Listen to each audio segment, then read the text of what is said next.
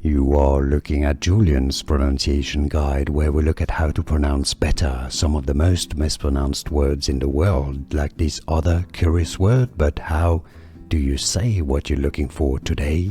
Let's learn once and for all how to pronounce this brand name, fashion brand name and designer. If you want to learn more confusing luxury brands, make sure to absolutely stay tuned. I'll link to tons of more videos for you of names that too many people get wrong. So let's break it down. It's of course from Italian.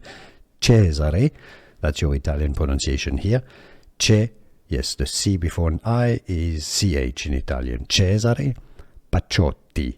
Again, the C is like CH. Because you have a double T, you need to stress on that T sound. Make it twice as long. Paciotti. Essentially, the CI to Paciotti is like CH, right? So replace CI with CH and you got it. Cesare Paciotti. Therefore, if you cannot pronounce Italian perfectly, you can simply say Cesare Paciotti.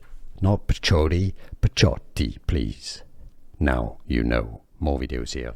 Here are more videos on how to pronounce more confusing words and names too many mispronounced. Like this video if you found it useful. I appreciate your support. I'll see you soon and thanks for watching.